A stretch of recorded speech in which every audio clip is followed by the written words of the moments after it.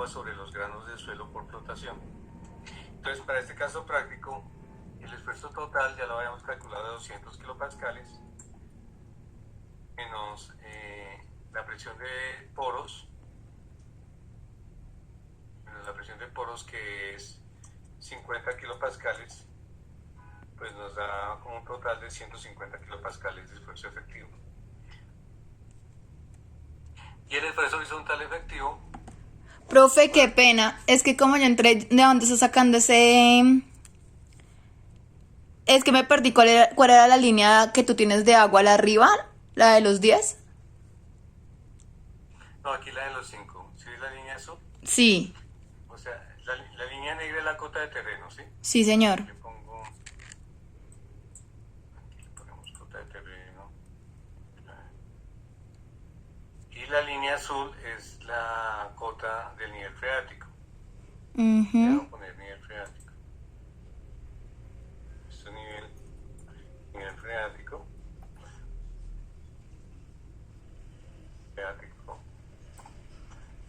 Y esta es la línea de terreno. Línea de terreno. ¿De acuerdo?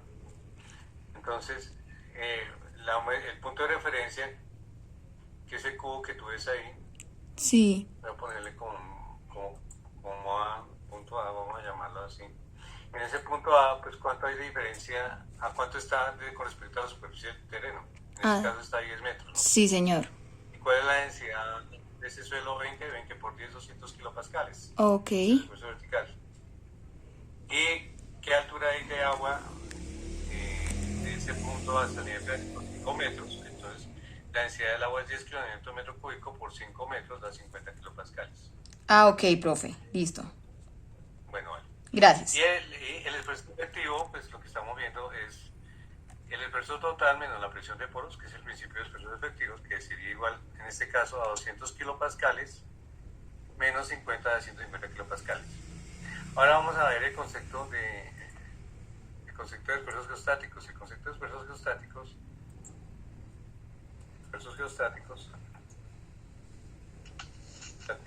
dice que... Buenas noches, profe. Sí, buenas noches. Profe, voy a entrar. ¿Acabaste de llegar? ¿Aló? Aló. Que si me acompañe. Mayor cosa, pues, lo primero un repaso del círculo de Mohr, pero ahorita lo vemos con más detalle, no se preocupe. Y estamos mirando, pues, la condición de esfuerzos geostáticos. Entonces, repito, asumamos que estamos en un depósito sedimentario, tenemos una línea de terreno horizontal, la línea oscura, que es la línea de terreno, tenemos una línea azul, que es la de nivel freático, y estamos haciendo un ejercicio donde tenemos un punto A que está a 10 metros de profundidad con respecto a la línea de terreno, que está como a 5 metros de profundidad con respecto a ese nivel freático. El esfuerzo total es igual al peso unitario del suelo, gamma sobre S por profundidad, Z, donde el peso unitario del suelo, pues lo definimos en este problema como 20 kilonewton por metro cúbico por 10 metros de profundidad, corresponde a una presión sobre el punto A, una presión vertical total de 200 kilopascales.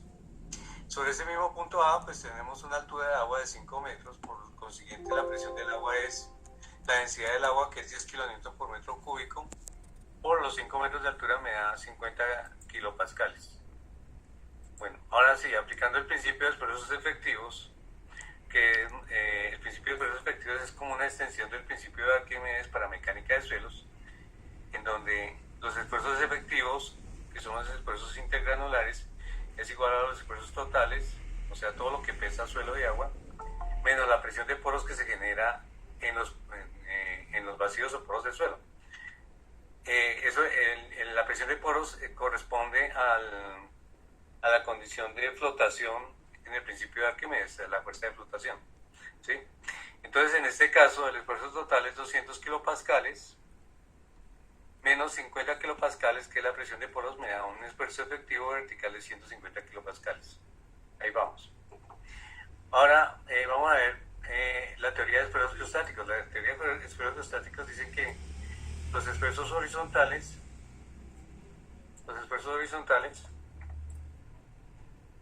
horizontales son proporcionales a los esfuerzos verticales. Pero horizontales efectivos, voy a poner aquí, eso es bien importante decirlo, efectivos, son proporcionales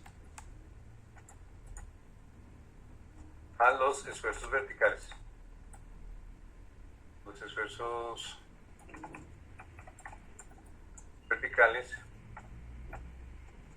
con una constante K sub 0, donde K sub 0 y aquí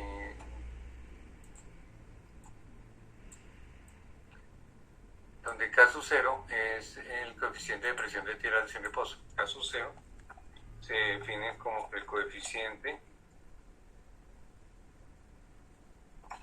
de presión de tierras en reposo.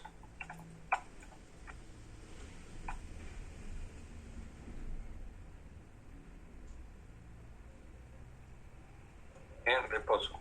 Ese coeficiente empíricamente se ha medido y en suelos jóvenes, o sea, suelos recientes,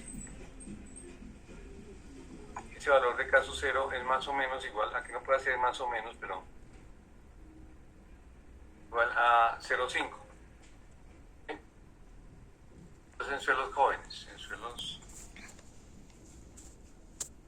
y ese valor de K sub 0, ya por investigaciones que han hecho diferentes autores, es igual a 1 menos el seno del ángulo de fricción interna phi, en condición de consolidación normal, donde phi es igual al ángulo de fricción interna del suelo.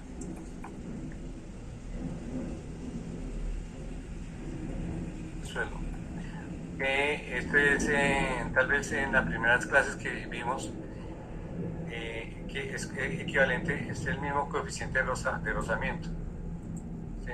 Es el mismo criterio de coeficiente de rozamiento, donde escribo aquí nu, porque no puedo escribir, es igual a tangente de phi. Tangente de phi es el ángulo de fricción interno.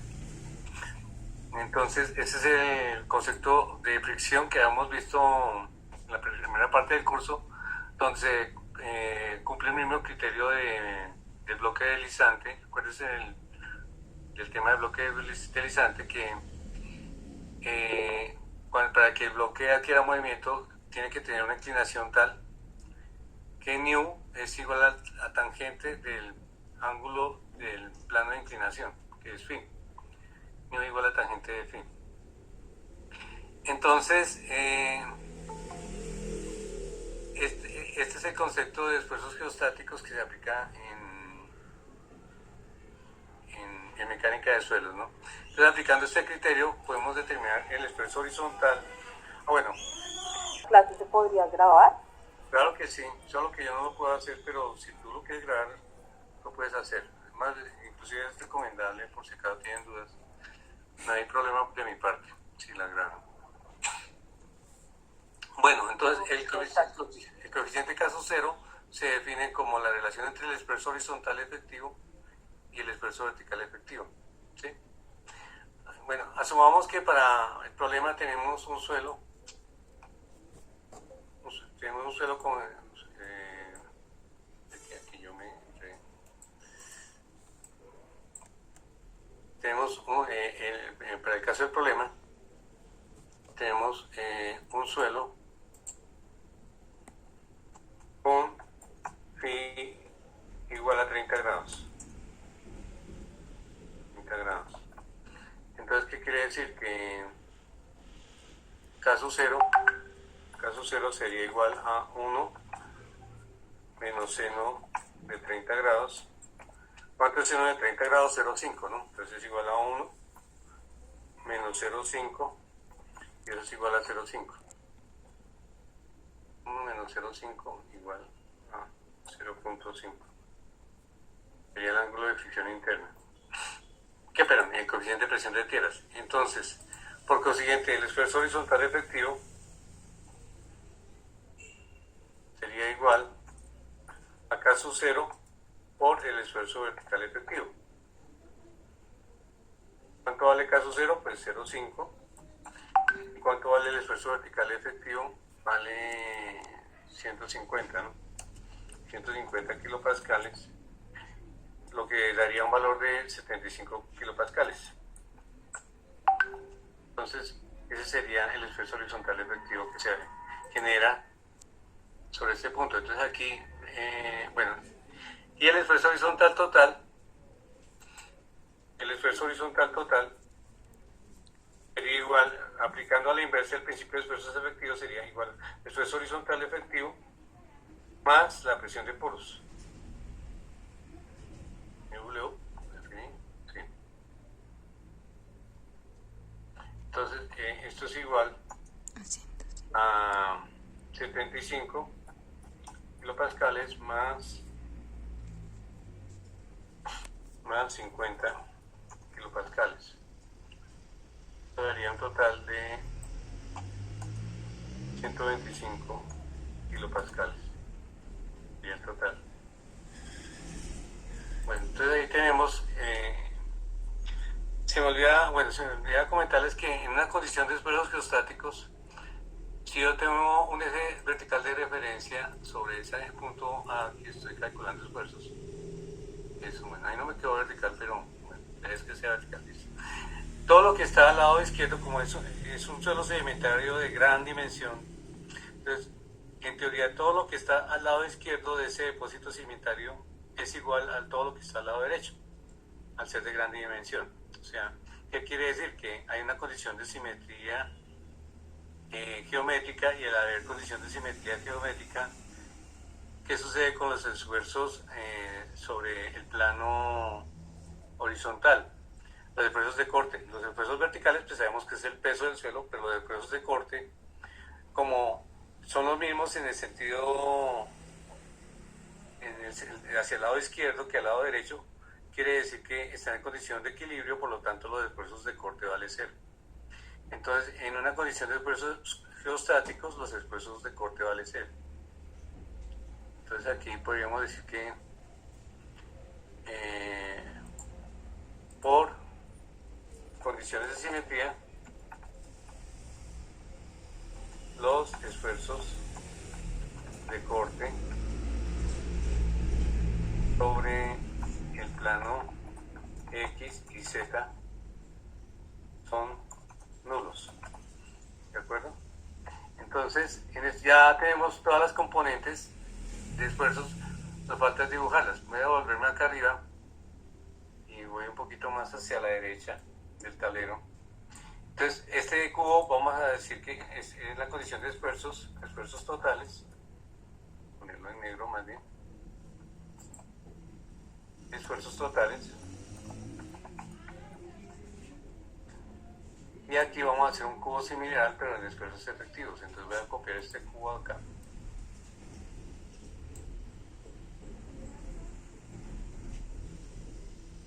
¿cómo se copia esta vaina? No me acuerdo. Copiar.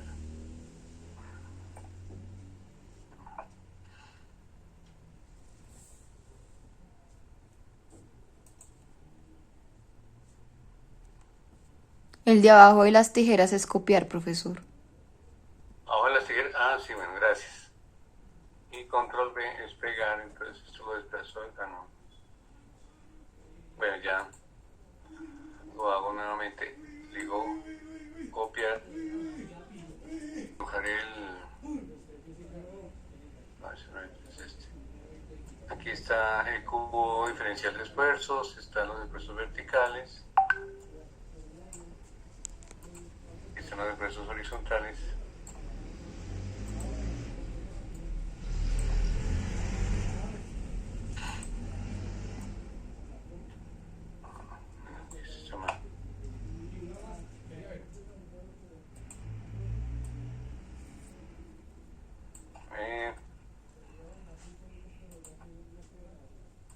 Están los esfuerzos horizontales. Entonces aquí el esfuerzo horizontal son 200 kilos. Aquí serían esfuerzos efectivos. Vamos aquí a colocar los esfuerzos efectivos. Esfuerzos efectivos. Entonces aquí, el esfuerzo vertical son 200 kilopascales.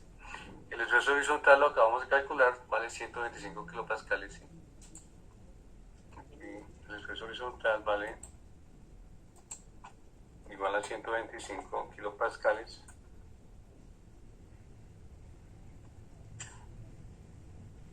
Y aquí los esfuerzos efectivos, bueno, esto me lo daño, me toca devolverme.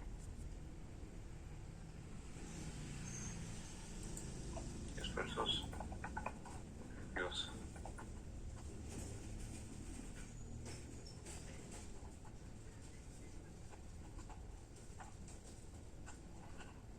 Entonces aquí, el esfuerzo total es 200 kilopascales, el horizontal lo habíamos calculado 125.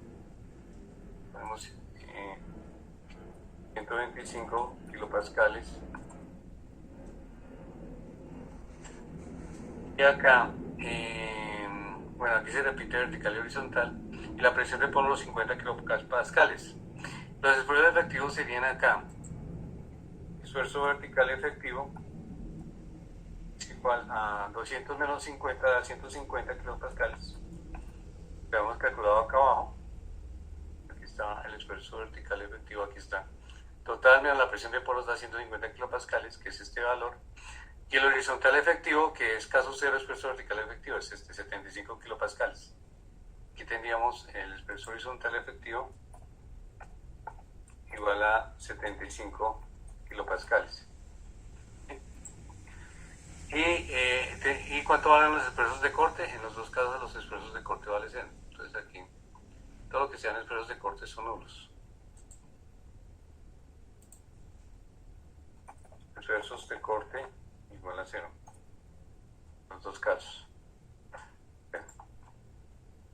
Entonces, bueno, vamos a aprovechar y dibujar este estado de esfuerzos en un diagrama de Mohr-Coulomb. ¿Cómo se dibuja este tema? Entonces vamos a aprovechar y lo hacemos por aquí abajo. Bueno, aquí a la derecha más bien, creo que queda más organizadito. Aquí a la derecha. Por acá. Vamos a hacerlo. Entonces vamos a dibujar en un diagrama aquí de Mohr-Coulomb. Tenemos el eje vertical.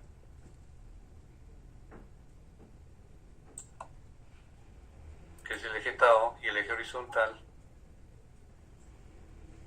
que es el eje sigma. ¿Sí? Y entonces vamos a dibujar el círculo de Mohr de esfuerzos totales. Digamos que este esfuerzo vertical, al ser el esfuerzo de corte nulo, quiere decir que esto es un esfuerzo principal, o sea, 200 kilopascales es un esfuerzo principal y 125 kilopascales también es un esfuerzo principal, dado que el esfuerzo de corte vale 0. Entonces, en el círculo de Mohr, este punto pues está sobre la línea horizontal, está sobre esta línea. Entonces, digamos que por aquí está 100, digamos, más o menos por ahí. Digamos que por aquí está más o menos 200, ¿sí? Entonces, ese círculo es algo así como esto.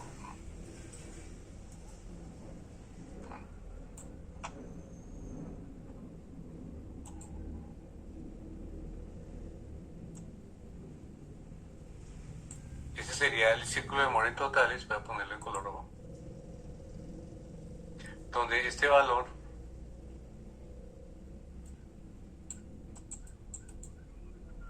que me acabo el tablero,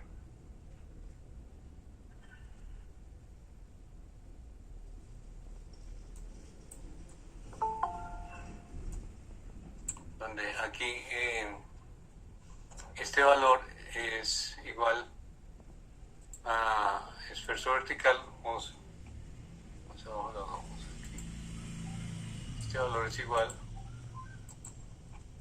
esfuerzo vertical igual a 200 kilopascales. Este valor aquí es esfuerzo horizontal. ¿Hay alguien por ahí que quiere entrar o no? Esfuerzo horizontal igual a 125 kilopascales. Y el círculo de mora esfuerzos efectivos es este mismo, pero desplazado hacia la izquierda. Entonces, podríamos coger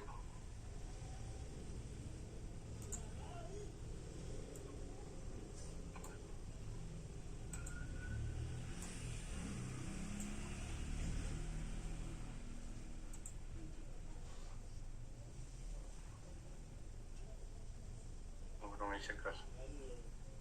Subámoslo acá otra vez.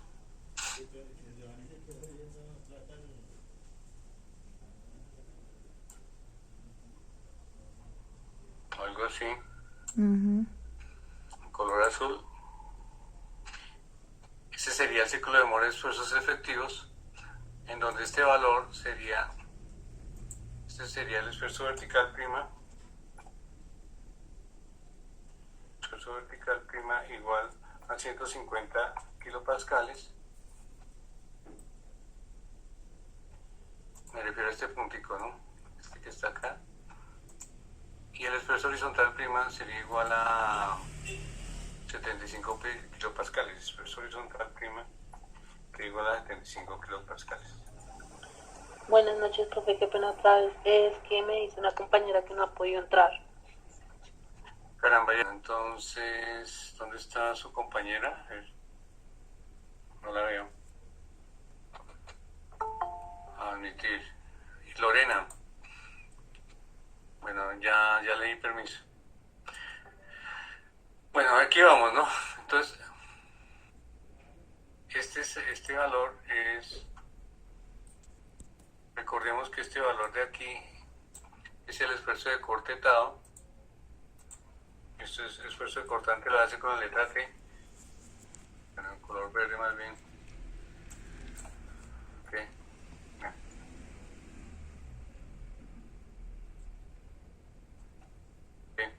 Y las risas es el esfuerzo normal sigma. Es el esfuerzo sigma. Bueno, entonces aquí tenemos ya dibujado el círculo de Mohr en esfuerzos totales, que es este de rojo, y el círculo de Mohr en esfuerzos efectivos, que es el azul. Bueno,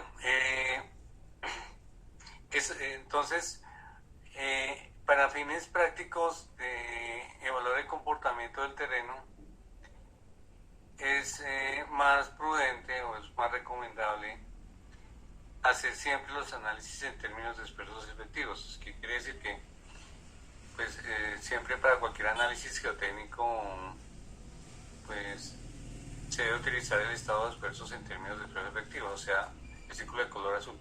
Noten que entre el círculo rojo y el círculo de azul hay una diferencia de cuánto en distancia horizontal. Hay una distancia de 50 kilopascales, o sea, de este punto, bueno, por ejemplo, del punto izquierdo azul al punto izquierdo rojo, hay 50 kilopascales. O sea, la diferencia entre los dos círculos de Mohr corresponde a la presión de poros, ¿sí? Bueno, entonces, ¿qué podemos hacer con ese círculo? Se pueden hacer muchas cosas. Podemos calcular el origen de polos. Bueno, no sé, bueno, aquí sí creo que yo tengo que explicarles bien cuál es el concepto de origen de polos antes de aplicarlo. Entonces voy a hacer un pequeño paréntesis, voy a bajar y, bueno, voy a ir a la presentación. No, me queda más fácil aquí en el tablero virtual explicarles qué es el origen de polos. Vamos a mirar qué es el origen de polos. Origen de polos es una propiedad del círculo de Mohr, es una propiedad del círculo de Mohr. En este punto conocemos, sobre este punto de referencia, conocemos el estado de fuerzas sigma sub alfa o sigma sub a, sigma sub a alfa, por ejemplo, y tau sub alfa, ¿sí? Y digamos que ese punto actúa sobre un plano con inclinación alfa. Entonces, si yo dibujo sobre ese plano acá, voy a dibujar sobre este plano alfa.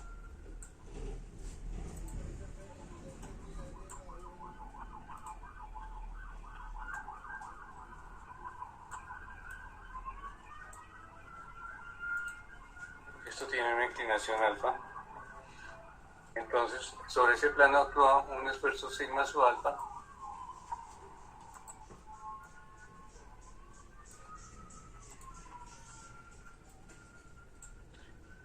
Y actúa un esfuerzo de corte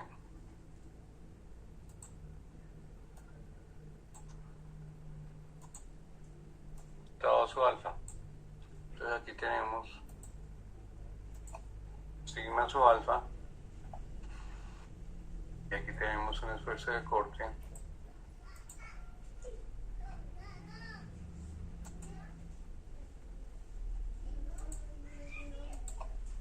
tau sub alfa. Entonces, si trazamos una línea paralela a ese plano, aquí sobre el círculo de Mohr, tomamos este punto y trazamos una línea con esa inclinación alfa. Esa inclinación es alfa.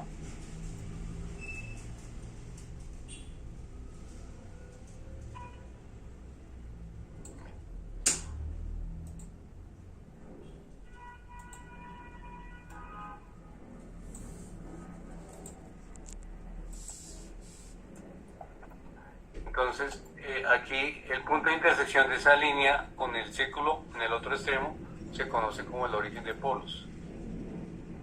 Este sería, este puntico que está acá, se conoce como origen de polos. Origen de polos. Dice, normalmente se utilizan las letras OP.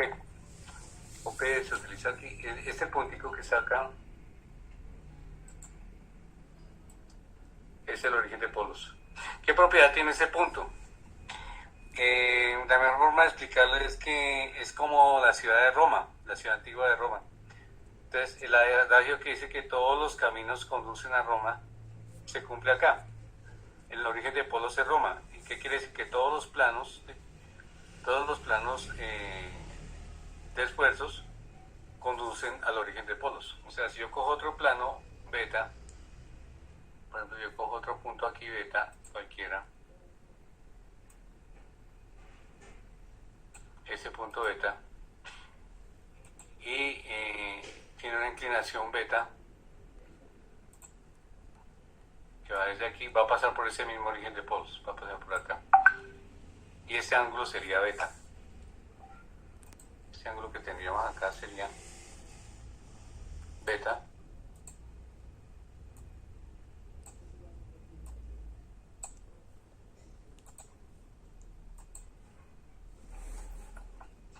Entonces, ese ángulo beta pues va a generar unos esfuerzos en ese mismo sentido. Entonces puedo dibujarlos acá.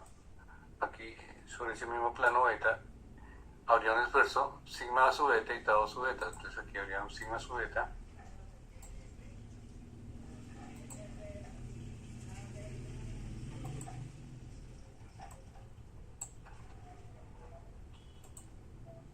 habría un esfuerzo sigma beta y habría un esfuerzo de cortante tau beta. Como, bueno, aquí pues se me olvidó comentarles, en el círculo de Mohr, cuando los esfuerzos de corte cuando van en sentido antihorario son positivos y cuando van en sentido horario son negativos. Entonces, como está al otro lado del diagrama, pues va en este sentido. Y este sería el valor de tau sub beta, sería esta componente, el esfuerzo tangencial, tau beta. Entonces, este punto tendría coordenadas, esta acá tendría coordenadas sigma sub beta, tau sub beta, serían las coordenadas de ese punto. Entonces, ese punto, si trazo un plano paralelo a ese plano, pues me va a definir el origen de polos. ¿Sí? Y si yo conozco el origen de polos, yo por ejemplo podría determinar cuál es el plano donde se generan los esfuerzos principales. ¿Cómo hago? Pues muy simple. Parto del origen de polos y trazo, por ejemplo, voy a hacerlo en color rojo. Voy a calcular los planos donde se generan los esfuerzos principales. Parto del origen de polos aquí, me voy al esfuerzo principal mayor. Parto del origen de polos y me voy al esfuerzo principal menor acá. ahí tengo la orientación de los planos donde generan los dispersos principales. Eso quiere decir que aquí hay un cubo de dispersos que tiene esa orientación, algo así como, no, así más bien.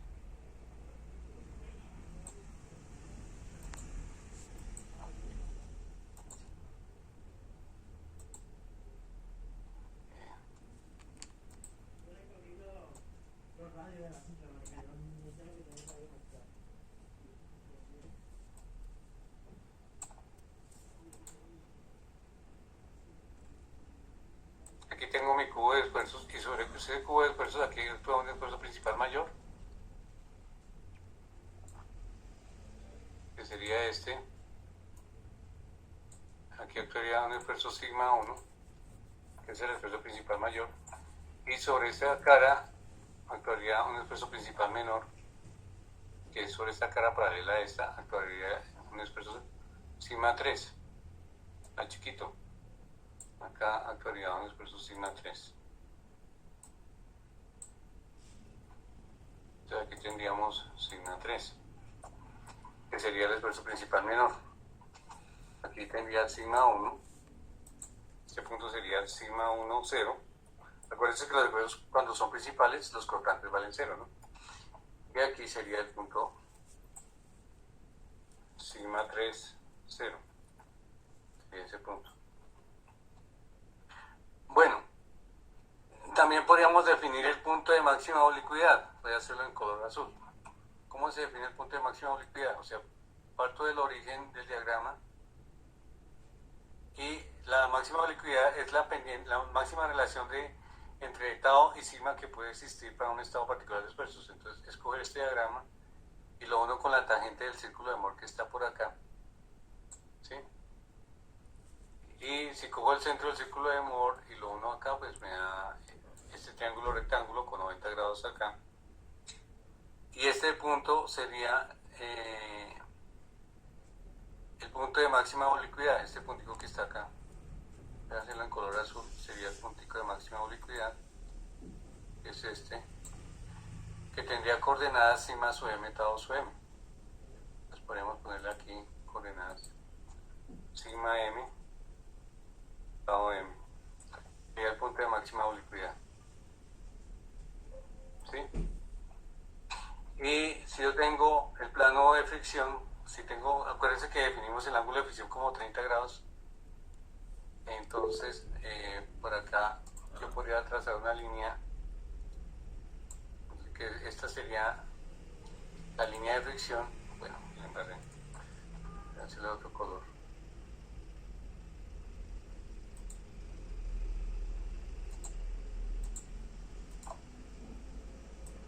Digamos que esta es la línea de fricción.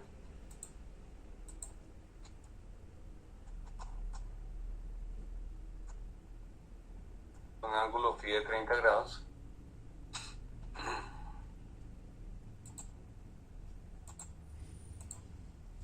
Digamos que este ángulo phi es de 30 grados. Phi igual a 30 grados.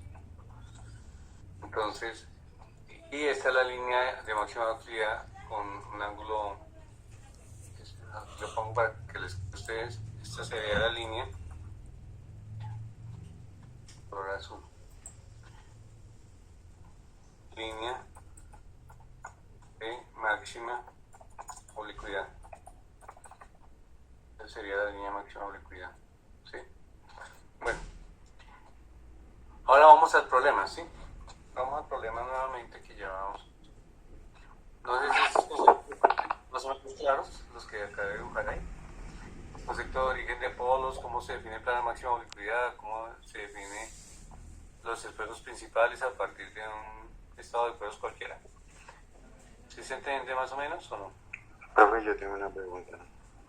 Esa línea de origen de polos, ¿no es cierto? Se la traza desde el punto OP al punto alfa y tau, ¿no es cierto? Pero digamos ¿cómo me hago entender? ¿Desde dónde parte esa línea? Porque ¿cómo hago para saber de dónde tengo que llegar, o con qué grado se traza esa línea, o si parte del origen también hasta las coordenadas alfa, tau, o... Bueno, eso es un problema que depende de cada caso particular. O sea, siempre, ahorita lo vamos a aplicar arriba, ¿no? Para que se den cuenta, pero digamos la idea es que yo parto de un estado de esfuerzos conocido, por ejemplo, S alfa, tau alfa, y conozco la pendiente donde actúan esos esfuerzos. Entonces yo puedo saber dónde está el origen de polos. Entonces, ese origen de polos, yo, como lo hice ahí en línea roja, yo puedo determinar en qué inclinación se generan los esfuerzos principales. Entonces trazo esa línea roja horizontal hasta que corta con el punto de S1, 0, y esa es la inclinación donde se genera el esfuerzo principal mayor, que es lo que el diagrama que tengo aquí abajito. ¿Sí? O sea, noten que esta línea es paralela a esta, y la línea vertical, que es el otro plano opuesto, diagonalmente opuesto, es paralela a este. Entonces, ese es el cubo de esfuerzos principales. Para entenderme otra vez, si yo conozco el origen de polos, yo puedo saber cuál es en qué plano se actúa sigma m tau m. Como pues trazo una línea, va a ser una línea azul desde el origen de polos que yo conozco hasta el punto de SMM, ¿sí? Entonces yo voy a dibujarlo como por aquí a la derecha. Si yo trazo una línea paralela, entonces aquí, más o menos así, aquí yo conozco cuánto vale sigma m. Este valor sería sigma m. Y este valor sería, como es positivo, es antihorario, entonces así sería tau m. ¿Sí? Entonces este valor sería SM, esfuerzo de máxima oblicuidad, y este valor sería TM, que sería el cortante de máxima oblicuidad. ¿Sí? Y sé que actúa sobre ese plano que tiene esa inclinación que tengo ahí. ¿Sí? Esta línea es paralela a esta línea, ¿sí? Así sucesivamente. Vamos a aplicarlo en el ejercicio de arriba, a ver si de pronto se entiende un poco mejor, si les parece, ¿sí? Entonces vamos a nuestro ejercicio, aquí lo llevamos. Este es nuestro círculo de Mohr. Olvidemos el de rojo, vamos a trabajar con el azul, ¿sí? Siempre debemos trabajar con los procesos efectivos. Entonces, si cogemos el plano SB, 150 kilopascales, ¿sobre qué plano actúa? Miremos el diagrama acá. 150 kilopascales actúa sobre un plano horizontal, ¿de verdad? ¿Sí o no? Actúa sobre un plano horizontal. Si actúa sobre un plano horizontal, quiere decir que si yo trazo una línea horizontal, dado que el plano es horizontal, voy a hacerlo con color morado, desde el punto donde está el esfuerzo hasta acá.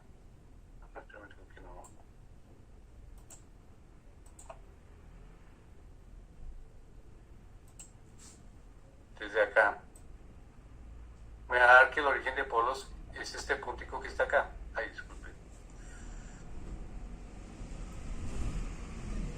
O sea, el origen de polos es este puntico. Ese es el origen de polos. ¿Sí? O sea, ahí queda Roma. Ya ubiqué a Roma. Entonces, ya teniendo ubicado Roma, pues ya sé cuáles son las direcciones que llevan a Roma. Entonces, ahí está Roma. Y entonces, si yo quiero saber cuál es el plano de máxima oblicuidad, hagamos el ejercicio. Del origen. Entonces, el plano de máxima oblicuidad sería unir esta tangente, ¿de acuerdo? Así, algo así. Y el centro está como por acá. Y algo así. Bueno, entonces, ¿cuál es la coordenada del centro? Calculémosla. El centro del círculo de Mohr, estoy trabajando el de efectivos solamente, ¿no? El centro, el centro C es igual a, en este caso sería sigma 1 más sigma 3 sobre 2, ¿no? Más sigma 3, sigma 1 prima, más sigma 3 prima, y todo sobre 2. ¿Cuánto sería el centro acá? Hagamos el cálculo. Entonces sería sigma 1 vertical es 150 más 75, el 150 más 75 sobre 2. ¿Cuánto da eso? 125 sobre 2, ¿cuánto da? Por favor, ¿me ayudan? Alguien que tenga la calculadora. 112.5 creo que da, ¿sí?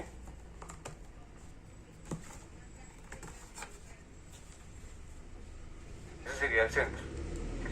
¿Cuánto valdría el radio? El radio valdría... El radio sería... Radio igual a R igual sigma 1 sigma menos sigma 3 prima sobre 2. Eso sería igual a 150 menos 75 sobre 2. Pues eso daría un total de 27.5. Entonces, si esto es R, aquí voy a poner R, bueno, sí. Voy a poner R acá. Esto es R. Esta distancia es C. Bueno, aquí sí me queda difícil poner esta distancia C. Voy a ponerla como una cota. De aquí a acá es una distancia C.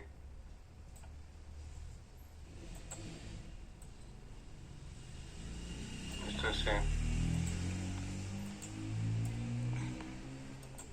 Entonces, ¿cuánto vale este ángulo sí? Este ángulo sí, que está de aquí a acá.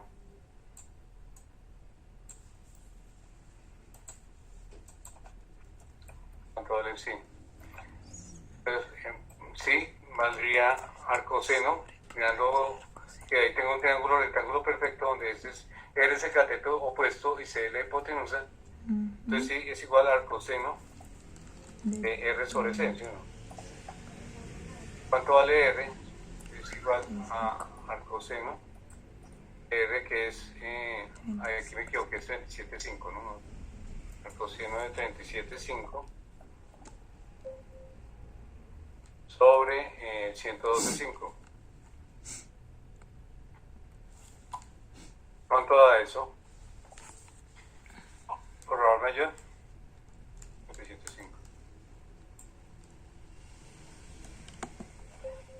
7.5. 0.33. Ay, perdón. Perdón. 37.5 queda entre 112.5. ¿Cuánto te dio? La división como tal 0.33 y el arcoseno de eso me dio 19,47. 19.47, bueno, 19.5 grados. Bueno, listo. Entonces quiere decir que ese ángulo, sí, pero en este problema en particular sería 119.5 grados. ¿Y en qué plano se genera la máxima oblicuidad? Pues yo cojo el origen de polos. Desde acá. Este es mi origen de polos y lo conecto con ese plano de máxima oblicuidad. Y ese ángulo es...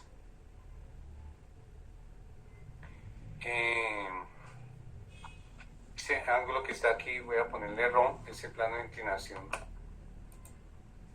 Este plano de inclinación es el plano donde define la máxima oblicuidad. Bueno, por simetría, si yo dibujo el punto de aquí abajo, que está por acá, entonces también me da ρ hacia este sentido, ¿no? Bueno, sí, es totalmente simétrico, ¿no? Y este ángulo pues también es ρ, de aquí a acá sería ρ también.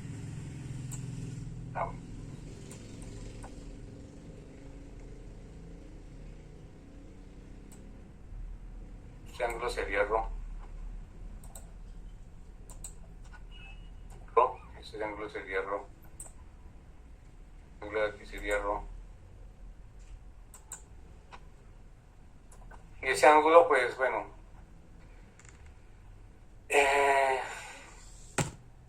sería el punto de máxima oblicuidad. Se puede demostrar que ese ángulo ρ es igual, por pura geometría, que es 45 más pi medios, 45 más sí sobre 2. Es ese ángulo ρ. Se puede demostrar. así yo puedo obtener pues, el estado de espejos aquí, sigma rho y tau rho, en este punto. Aquí podríamos tener el esfuerzo sigma rho igual a y sigma rho,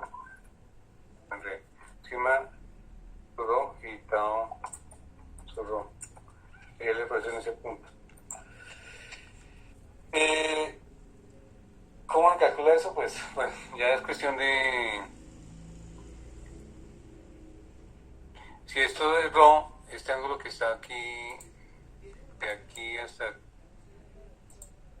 Este ángulo que se genera de aquí hasta acá,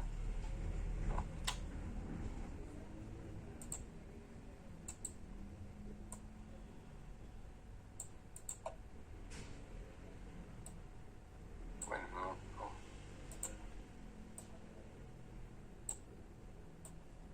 Este ángulo sería 2 veces rho. Este ángulo, por propiedades del círculo de Moore, propiedad geométrica de cualquier círculo, es 2 veces rho. Este ángulo. Entonces, ¿cuánto vale rho? 45 más y medios. Entonces sería aquí 45 más 19,5 sobre 2. ¿Cuánto da eso?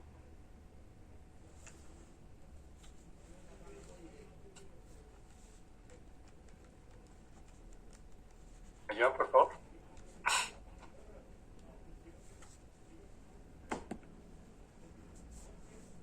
Veintisiete, 25. 27, 25 grados.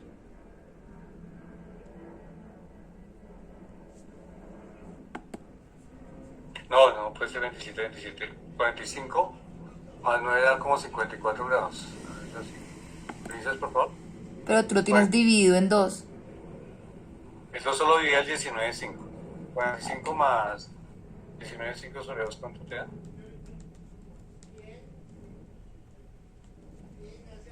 Eso sí da 54.75. Eso sí, 54, 75, 54 más 75 grados. No sé qué pasó. Borraste todo. Igual a 54,75 grados. ¿Sí? Bueno, ¿qué quiere decir? Que, por ejemplo, si quiero calcular cuánto vale sigma R, yo puedo decir sigma R0 es igual a el centro del círculo, que vale 112,5, más el radio del círculo, que vale...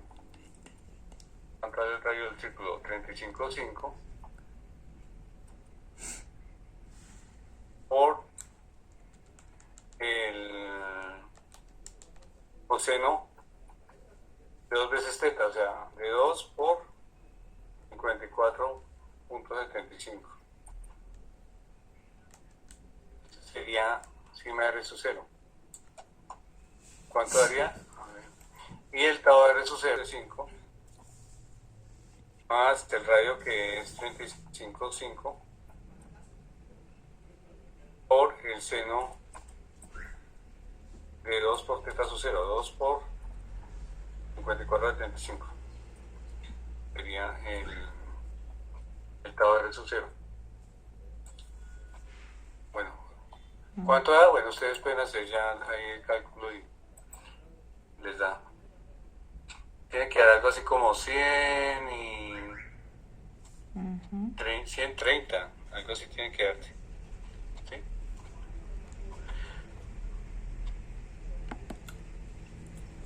Sí, el primero da 100.65. 100.65. ¿Y el otro cuánto da?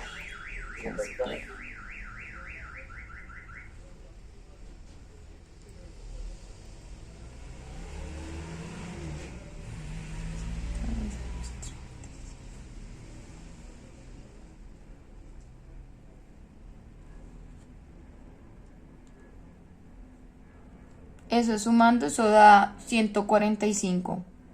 No puede ser. Por eso pregunto. 112. Ah, no, mentiras, es que sí, yo estoy equivocado mal. Es en este 112,5. Ahí estoy mal yo. Ya lo borramos. Este término no va. Es 35 por seno. Ahora sí. Es así.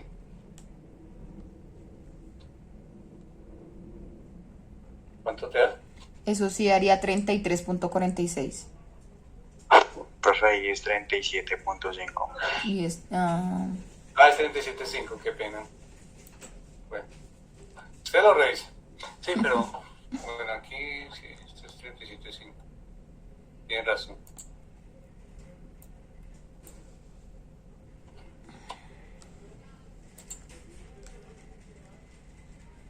Esto es exprimir y esto.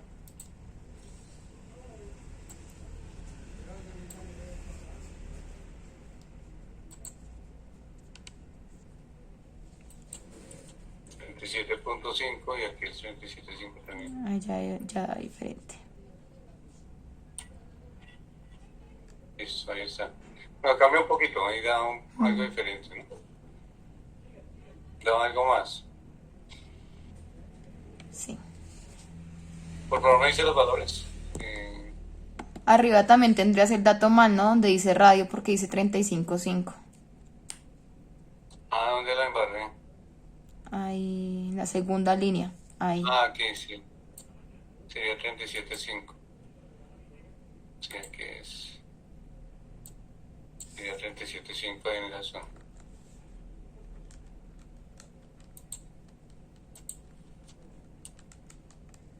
Eso, listo. Ahora sí ya.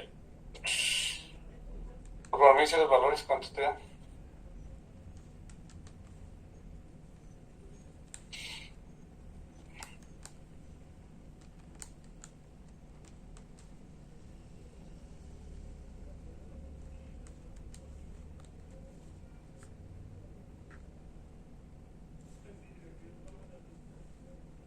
El primero daría 99.98.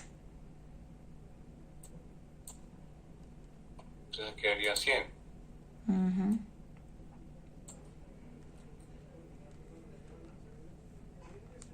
El segundo, ¿cuánto te daría? Como 35.35. Ok.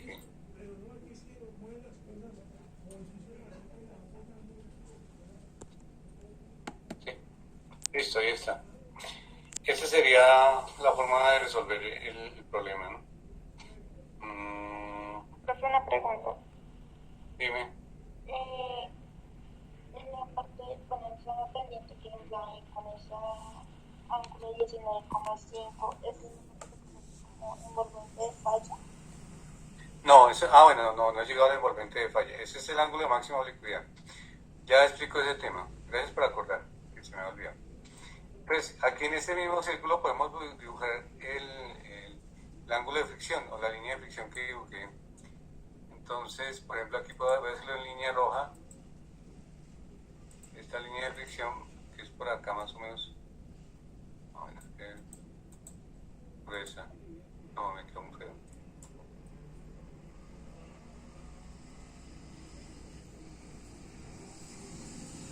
Digamos que esta es la línea de fricción, es la línea roja. ¿Sí? Y este ángulo de fricción lo definimos como 30 grados, ¿sí?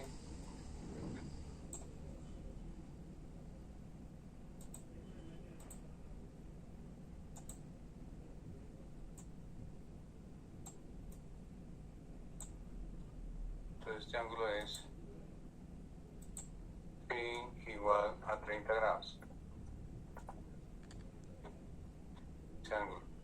Entonces, el círculo de Mohr de falla, tomando como centro acá, es algo así como esto. Pues, dibujarlo aquí me queda muy complicado, voy a intentarlo. Esta es la normal del centro del círculo que tengo ahí. Y puedo dibujar el círculo de Mohr de falla. Es difícil de hacerlo, pero voy a intentarlo. No.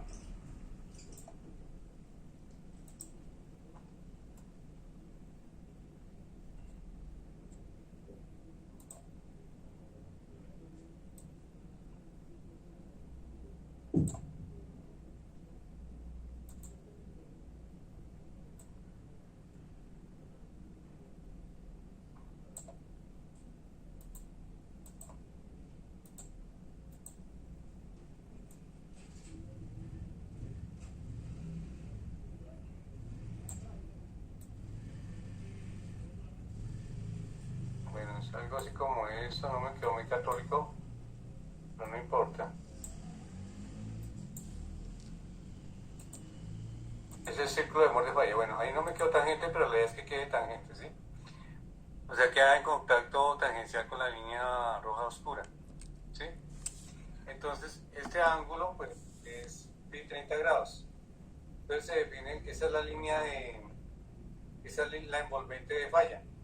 ¿Qué quiere decir? Todo lo que está por encima de esa envolvente es un estado no posible de expresión.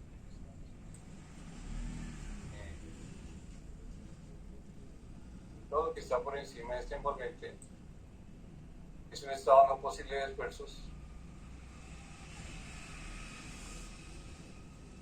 Y todo lo que está por debajo de esa envolvente es un estado posible de esfuerzos.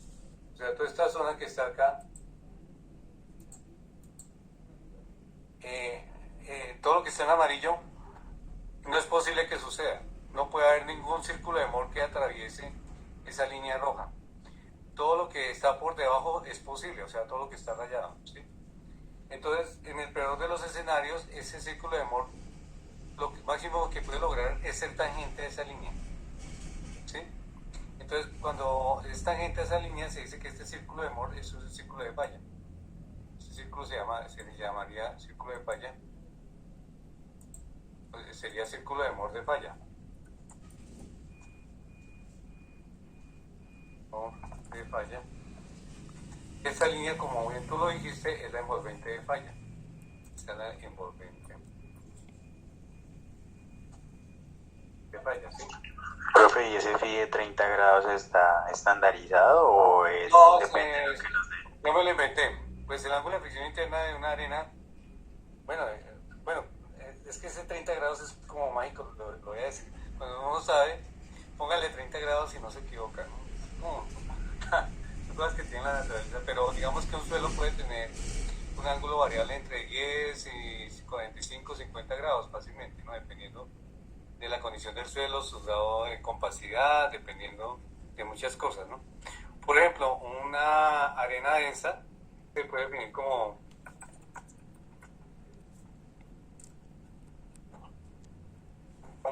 tangente de phi sobre tangente de, yo lo llamé psi o no me acuerdo, sí, se llama aquí en ese diagrama, tangente de phi sobre tangente de psi, se define como el factor de seguridad. Calculémoslo. Entonces aquí sería igual a ¿cuánto? ¿Cuánto vale tangente de 30? 0 a 0, bueno, lo que sea. Sobre tangente de 19,5 nos dio, ¿no? ¿Cuánto nos dio? Sí. 19,5 me parece, ¿sí? Creo que sí. ¿Cuánto da eso?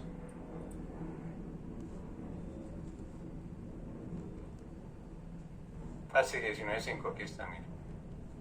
¿Cuánto te da? Mi secretaria, por favor, me ayuda. Va, profe.